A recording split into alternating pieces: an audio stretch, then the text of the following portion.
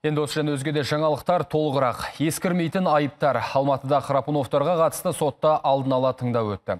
Виктор мен жары Ләйлаға қылмыстық топ құру, пара алу, алаяқтық секілді бірнеше бап бойынша айып тағылған. Атшулы істе Храпуновтың Алматыны басқарған кезде бірге қызмет атқарған 10 әріптесі де жауапқа тартылып жатыр. Толығырақ сот залынан оралған әріптесім Асқарбек Қазанғап тарқатсын.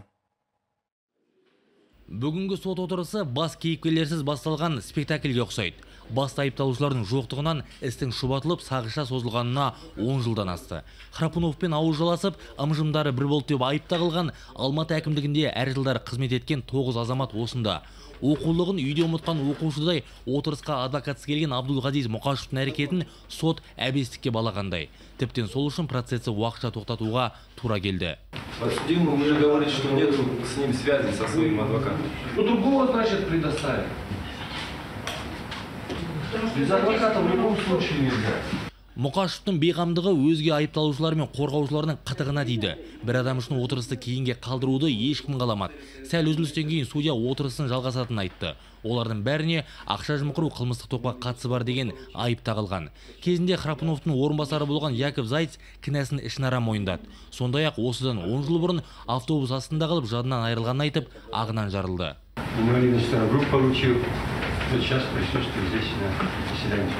Осы істегі тағы бір айыпталушы, құрылыс басқармасының бұрынғы басшысы Ғабиден Қайым-Сұлтановтың өзіне қарағанда баласы Әлібектің аты көпке таныс. Бірақ жақсы жағынан емес. 2009 жылы ащы суға сылқия тойған жігіт көлігімен апат жасап, 3 адамның өліміне себепші болды. Сосын сотталды. Алайда 2013 жылы уақытынан ерте бостандыққа жіберілді.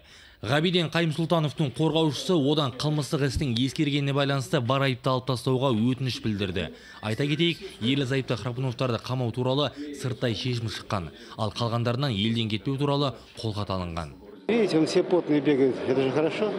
Это же хорошо. Елден кезінде қашқан Храпуновтар отбасы әлі күнге Швейцарияда алаңсыз күн кешіп жатыр. Тергеу мәліметіне қарағанда 2003-2007 жылдар аралығында офшорлық банктерге 48 миллион доллар мен 8 миллион еуроға жуық қаржы аударған. Храпуновтарға Қазақстан билігі жемқорлық айыптар бойынша іздеу жариялағанмен әлі күнге құрық салдырмай келеді. Өзі арғы бетке ауғанмен кезінде бір кемеде болған әріптестері бергі бетте қалды. Енді араға ұзақ жылдар салып қолдармен істегенді мойындармен көтермек.